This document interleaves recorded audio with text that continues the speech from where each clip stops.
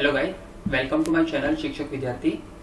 Now last video में हमने subject OCM that is the organisation of commerce and management का chapter number 1 that is the principles of management के कुछ significance and कुछ natures देखे थे।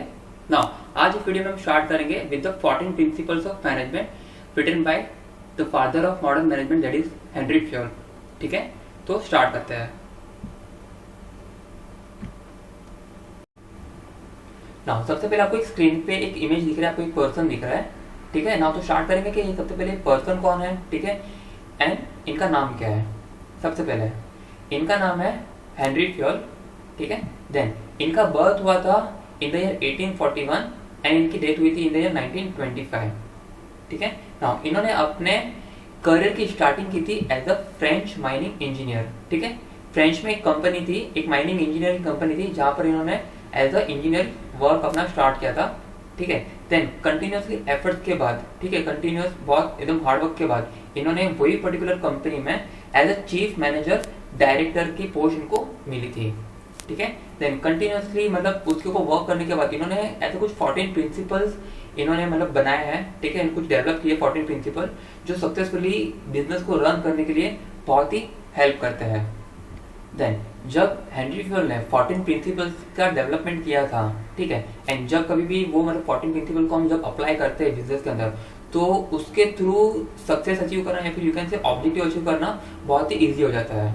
ठीक है, ना इसी रीजन से हम हेनरी फ्योल को as a father of modern management भी हम लोग उसको डिनोट कर सकते हैं। ठीक है, इट मीन्स के Henry Fayol is the father of modern management. ठीक है, ना तो देखते हैं कि वो कौन से 14 प्रिंसिपल्स है एंड कैसे वो किसी भी पर्टिकुलर ऑर्गेनाइजेशन में वर्क करते हैं। तो सबसे पहले आपका जो प्रिंसिपल है that is the principle of division of work. ठीक है, ना डिवीजन ऑफ वर्क मतलब कि एक कंपनी में, एक ऑर्गेनाइजेशन में जितने भी डिपार्टमेंट है, ठीक है, जितना भी वर्क है, ठीक है, वो सारे वर्क को एम्प्लॉइज के अंदर डिवाइड कर देना। ठीक है, ना सबसे पहले according to this principle the work is divided into different kinds such as technical, financial, commercial, security operational, accounting and managerial. It is assigned to employees as per their qualities and capabilities. ठीक है ना, basically ये जो financial, technical, commercial जो है ये अलग अलग डिपार्टमेंट्स होते हैं एक ऑर्गेनाइजेशन के अंदर। ठीक है, and it is not possible कि किसी एक सिंगल पर्सन के पास आप एक्सपेक्टेशन करोगे कि वो पर्सन इस सारे काम अकेला कर ले। ठीक है ना, कोई भी पर्टिकुलर पर्सन इतना कैपेबल नहीं होता है कि उसको सब काम आता हो। ठीक है ना, तो यहाँ पर हमको क्या करना है कि डिपार्टमेंट के अकॉर्डिंगली हमको वहां पर एम्प्लॉयज को अपॉइंट करना है एंड जितना भी वर्क है वहां पर उन सारे एम्प्लॉयज के अंदर डिवाइड करना है। ठीक है ना, हम लोग एम्प्लॉय को वही वर्क देंगे जिसके उसके पास कैपेबिलिटी हो। ठीक है, मतलब एक पर्सन जिसके पास अकाउंट का फुल नॉलेज हो तो हम उसको अकाउंट डिपार्टमेंट में उसको हम रिक्रूट करेंगे। ठीक है, या फिर किसी पर्सन के पास मैनेजरियल स्किल बहुत अच्छा हो तो हम लोग उसको मैनेजमेंट डिपार्टमेंट के अंदर उसको अपॉइंट करेंगे। ठीक है, या फिर किसी पर्सन को टेक्निकल नॉलेज ज्यादा हो तो उसको हम लोग टेक्निकल डिपार्टमेंट के अंदर उसको अपॉइंट करेंगे। इट मीन्स के एम्प्लॉयज के कैपेबिलिटी एंड उसके टैलेंट के अकॉर्डिंगली हमको उनको वर्क डिवाइड करके देना है। ठीक है, देन आपका जो सेकंड प्रिंसिपल है that is the principle of authority and responsibility. ठीक है ना, अथॉरिटी मतलब एक तरीके से किसी भी पर्टिकुलर पर्सन को उसको हक देना। ठीक है, मतलब इसको एक तरीके से उसको कुछ मतलब अपने तरीके से काम करने के लिए उसको बोलते हैं लाइक फ्रीडम देना। ठीक है, उसको हम बोलते हैं अथॉरिटी। ठीक है, then authority is the right to take a decision. It is necessary to get a thing done appropriately from subordinate. Authority always comes with a responsibility. If the manager is given the authority to complete a task within a given time, he should be held responsible if he does not complete the work in a given time. ठीक है ना, अभी यहाँ पर authority and responsibility है, ये like it's like authority अगर समझो कि एक पर्सन है तो रिस्पॉन्सिबिलिटी उसका शेडो है। ठीक है, मतलब कि जहां जहां पर्सन जाएगा वहां वहां उसका शेडो जाएगा। वैसे ही अगर आप किसी पर्टिकुलर पर्सन को अथॉरिटी देते हो तो रिस्पॉन्सिबिलिटी ऑटोमेटिकली उसके साथ जाने वाली है। ठीक है ना, अभी फॉर एग्जाम्पल मैं किसी पर्टिकुलर पर्सन को कुछ टास्क दे रहा हूँ, ठीक है, कि आपको ये पर्टिकुलर काम करना है with in a few hours. ठीक है ना, तो वो काम करना कैसे करना है, क्या डिसीजन लेना है, वो पर्टिकुलर जो भी रिस्पॉन्सिबिलिटी होगी वो सामने वाले पर्टिकुलर पर्सन की होगी। ठीक है, देन वो काम करता है नहीं करता है कैसे करता है उसके लिए टोटल रिस्पॉन्सिबल भी वही होगा।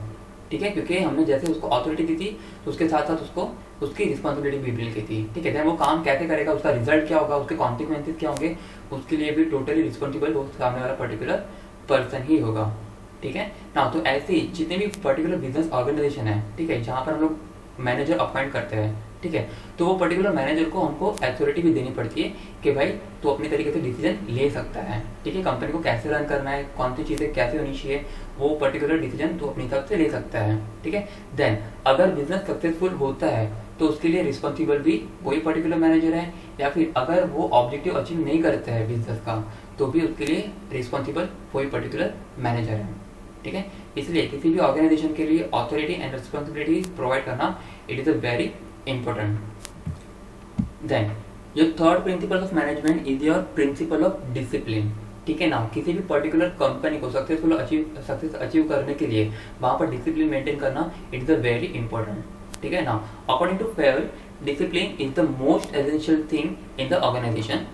Employ must obey and respect the rules that govern the organisation. Govern का मीन्स होता है जो ऑर्गेनाइजेशन को रन करता है, ठीक है। अभी बहुत सारी कंपनीज में बहुत सारे वो लोग रूल्स एंड रेगुलेशंस बनाते हैं जो कंपनी को सक्सेसफुली रन करने के लिए हेल्प करते हैं, ठीक है। Then discipline helps to achieve the goal in the organisation. Good discipline is the result of effective leadership, ठीक है ना। डिसिप्लिन इन टर्म्स ऑफ, ठीक है, कि एम्प्लॉयज कैसे बिहेव करता है कंपनी के अंदर, ठीक है, कैसे अपने एम्प्लॉयज को ट्रीट करता है, ठीक है। देन उसका कंपनी में आने जाने का टाइम वगैरह, ठीक है। अभी जैसे फॉर एग्जांपल कि कंपनी का टाइमिंग है मॉर्निंग 8 टू इवनिंग 6, ठीक है, तो ये डिसिप्लिन हो गया कि मॉर्निंग 8 को एम्प्लॉयज को आना ही है, ठीक है। बाद में ऐसा नहीं कि एम्प्लॉयज जब चाहे वो अपने तरीके से कंपनी में आएगा, ठीक है, देन जब चाहे अपने तरीके से कंपनी से जाएगा। तो अगर ये सब चीज़ें होगी तो इसकी वजह से उसका इफेक्ट कंपनी के ऊपर पड़ता है, बिजनेस के ऊपर पड़ता है, ठीक है। तो इट इज़ वेरी इंपॉर्टेंट कि जितने भी एम्प्लॉयज, जितने भी लोग कंपनी के अंदर काम करते हैं, चाहे वो मैनेजर हो या चाहे फिर वो एक लाइक यू कैन से एक प्यून हो कंपनी का, ठीक है, सभी के लिए डिसिप्लिन मेंटेन करना बहुत ज़रूरी है, तभी जाके कंपनी सक्सेस अचीव करता है, ठीक है। Then fourth principle of management, that is the principle of unity of command, ठीक है ना। Each member of organisation should receive order from only one superior, ठीक है। इसका मतलब कि जितने भी एम्प्लॉयज वर्क करते हैं इन एन ऑर्गेनाइजेशन, तो वहां पर वो सारे एम्प्लॉय को सिर्फ एक ही गाइड करने वाला पर्सन होना चाहिए, ठीक है। Then this principle helps in the managing conflict and solving the disputes among the people in the organisation. It is also helps in avoiding confusion, ठीक है ना। बट ऑब्वियसली अगर किसी भी एक पर्टिकुलर पर्सन को गाइड करने वाले दो पर्सन है, ठीक है, उसके दो सुपीरियर है, ठीक है, एंड दोनों ही सुपीरियर उसको अलग अलग डायरेक्शन में वर्क करने के लिए बोल रहे हैं, तो अल्टीमेटली क्या होने वाला है कि वो जो पर्टिकुलर पर्सन है वो टोटली कंफ्यूज होने वाला है कि मैं बात सुनूं तो सुनूं किसकी, ठीक है, क्योंकि दोनों ने अलग अलग डायरेक्शन में वर्क करने के लिए बोला है, ठीक है। तो कंपनी में ऐसा नहीं होना चाहिए, कंपनी में सिर्फ एक ही पर्सन होना चाहिए जो सारे के सारे एम्प्लॉयज को गाइड करे, उनको कैसे काम करना है वो बताए, ठीक है ना। यहाँ पर एक छोटा सा आपको डायग्राम देखने मिलेगा, जैसे कि यहाँ पर आप जैसे देख रहे हैं कि यहाँ पर जो सिंगल पर्सन है, ठीक है, ये सिंगल पर्सन उसके 3 एम्प्लॉय को गाइड कर रहा है। इट मीन्स कि तीनों एम्प्लॉय को एक पर्टिकुलर पर्सन की बात ही माननी है, ठीक है। इसका मतलब इनको पता है कि इनको करना क्या है, राइट। तो ये कंपनी के एक तरीके से राइट अप्रोच है। देन यहाँ पर बाजू में यहाँ पर एक पर्टिकुलर पर्सन को 2 लोगों की बात सुननी पड़ रही है, इसका मतलब कि अल्टीमेटली वो पर्टिकुलर पर्सन कंफ्यूज होने वाला है, ठीक है, उसके काम में गड़बड़ होगी या फिर यू कैन से उसकी एफिशिएंसी में मतलब इफेक्ट पड़ेगा, ठीक है। एंड यहाँ पर झगड़ा भी हो सकता है दोनों ही सुपीरियर के बीच में, ठीक है। तो ये सारी चीजें गलत है कंपनी के लिए, इसलिए ये पर्टिकुलर अप्रोच को हम एक तरीके से रॉन्ग अप्रोच भी बोल सकते हैं, ठीक है। इट मीन्स कि कंपनी के अंदर principle of unity of command होना बहुत जरूरी है, ठीक है।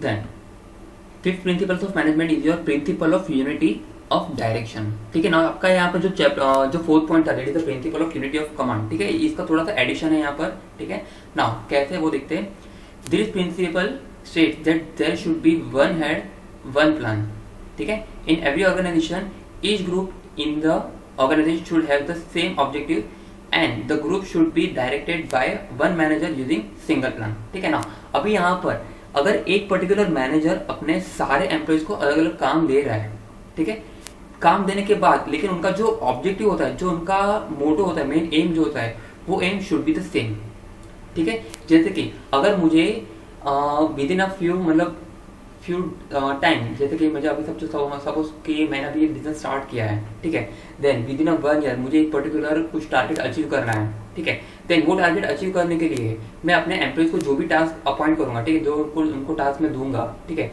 वो टास्क वो प्लान के अकॉर्डिंगली होना चाहिए, ठीक है ना। तो इसका मतलब कि यहाँ पर हेड भी सिंगल होना चाहिए, एज वेल एज यहाँ पर जो हम लोग काम दे रहे हैं वो वर्क उनको एज पर द प्लान होना चाहिए, ठीक है। तो that is called unity of direction. Then principle of unity of subordination of individual interest to organisation interest, ठीक है ना। अभी यहाँ पर इसका मतलब होता है कि यहाँ पर किसी एक सिंगल पर्सन के इंटरेस्ट के ऊपर हम लोग ज्यादा फोकस नहीं करेंगे, ठीक है, हमको यहाँ पर टोटली फोकस करना है पूरे ग्रुप के इंटरेस्ट के ऊपर, पूरे ऑर्गेनाइजेशन के इंटरेस्ट के ऊपर, ठीक है ना। According to this principle, the interest of an individual must be given less important than the interest of organization.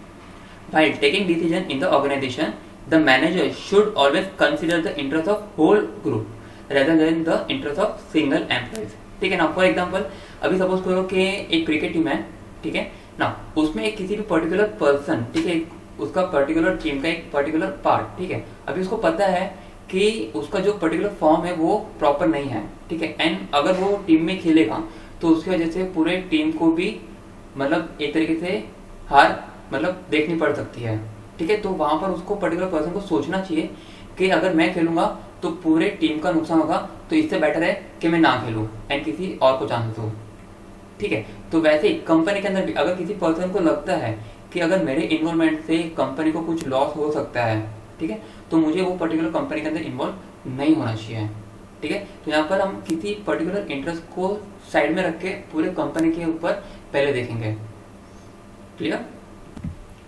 Then principle of centralisation. Centralisation refers to the concentration of a power and authority.